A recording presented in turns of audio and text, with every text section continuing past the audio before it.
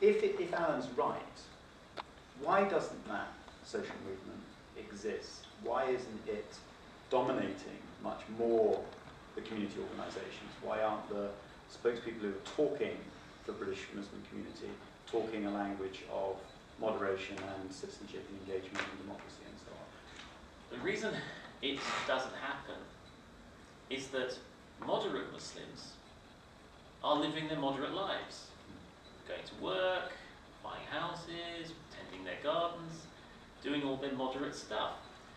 And our enemy, as it were, are totally single-mindedly driven. I mean, they are totally focused and driven with their interpretation or their ideology of world events. They have a single-minded determination to bring about their objectives, and unfortunately, many of them have a mental state whereby they are actually willing to give everything, including their lives, for this goal. And so if that's the enemy, moderate Muslims, even though they might be 50-fold more, are mowing the lawn and washing the car, and so are not driven in the same way. And that's why, that's the challenge actually that we have to deal with. Very interesting, James.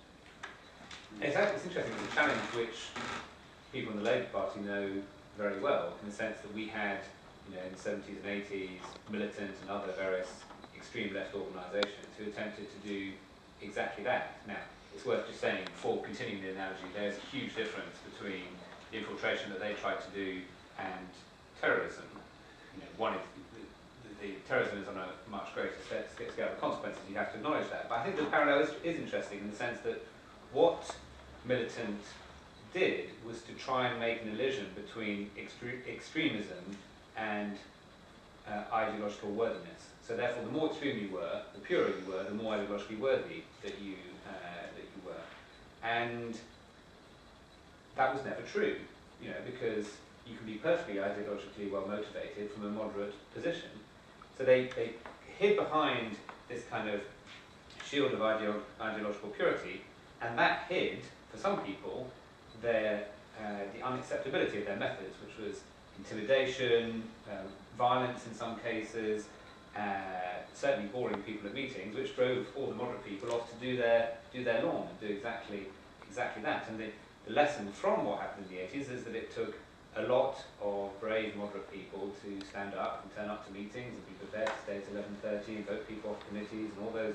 And Louise will know this very well from her part of the world, of course. But so there is a lesson, I think, there. I think you can take that analogy a bit too far, but I think it's important to be able to rehabilitate the ideological worthiness of moderation. And in that connection, I just want to say a couple of things about what people have said. I think one lesson the government is learning quickly is this point about you mustn't patronise Muslims or anybody else, but I think you can talk to a community by talking to some representatives, certainly not badly chosen representatives. And the government doesn't try to talk to the white working class by talking to the BNP, and neither should we try to talk to Muslims by talking to people who espouse unacceptable methods. So there are certain unacceptable methods, and if people are defending them, then there comes a point at which you just say, well, we're going to talk to other people. More generally, however, I think it's absolutely right to think about this in terms of a social movement rather than a representative committee-based dialogue. That does imply patience. It means that we have to recognise this won't be solved in 6 months. It means these kinds of cultural changes we've been talking about were decades long. And I think the key thing the government can do is try to be clear and convincing about our intention, to come back to this point. I think that intention and convincing people about good intentions is much more important today in a global 24-hour media world, because people will interpret your actions through the prism of your intentions. If they think your intentions are badly motivated, they'll see them one way.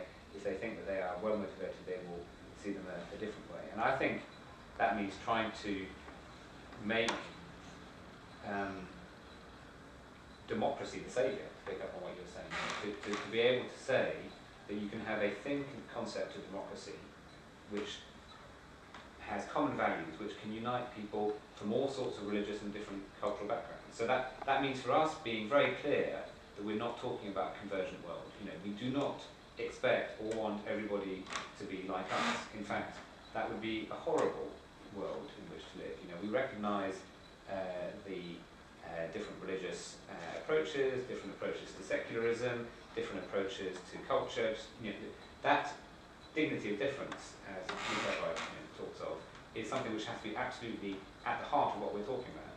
But to make clear that there is a thin concept of values about elections, about rights of the individual, about freedom of speech, which is not just something which we believe in, but it's actually something which people want. If you look at the World Values Surveys, for example, it appears people want it even more, and it's not surprising, they want it even more in Arab countries than they want it here, because obviously if you're deprived of it, then you're going to want it more keenly. And so I would see, how can we make democracy the saviour and be clear that the biggest recruiting sergeant should be suicide terror, just in the sense that, you know, the unacceptability of suicide terror should be enough for us to generate a cause which says no, it's not acceptable to go and throw yourself up on a bus, you know, rather than the recruiting sergeant being actions, however imperfect, but well-motivated actions of governments which are democratic.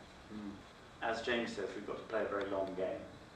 We've got to treat this as a social movement, and we've got to sell democracy more aggressively. But in the short term, it's the tactical fight that needs to take place. I mean, do you think that we are in the right place in terms of policing, in terms of legislation, in terms of the way in which we're dealing with the physical threat of terrorism? Do you think there are more things we should be doing? Do you think we've got it more or less right? Or do you think, actually, you know, we need even more powers for the police, or powers of search, or the ability to deport terrorist suspects, and so on and so forth? Or do you think we've got the tools now, and it's a question of applying them? In terms of the tactical situation, in terms of policing and security issues, and I think we're in an evolving situation, and I think we have to have the sorts of powers that we have, but we have to make sure they are always subject to scrutiny from Parliament and indeed elsewhere. I don't think anything should be there because it was thought right and forgotten about. It's evolving. But we do have to remember that the security forces, the intelligence sources, do talk about, very recently, 30 active plots that they're looking at, several thousand people that they're investigating. And these are very, very real issues that can't be talked away. And whether in terms of immediate tactical security, we need to do more or we need to do less, I think has to be a judgment that is continuous, but always subject to scrutiny. But I don't think any of this can remove the need for responsibility to be taken as well by a number of different sources. I think the government in the past have been at fault in terms of how they have looked at the Muslim community and how they've looked at representative people. They formed the Muslim Council of Britain, or helped to form it, because they wanted a body of people they could talk to. And then, despite all sorts of things happening, they disregarded the fact many of the people they were talking to, I think, would be classified as neo-extremists, or certainly weren't willing to stand up to them. I think now the side it's starting to change, but slowly. But I also think there is a responsibility within the Muslim community to deal with the people who do put forward the view that things are a conspiracy against Muslims. Because if this story is going out to most young Muslims, and most people may well go written about, and there were the incidents quite recently of books on sale at one of the Birmingham mosques that has happened in other places. So I think people who aren't extremists themselves do have to take some responsibility for trying to address that, and not on their own. And they need support. Government needs to do more. The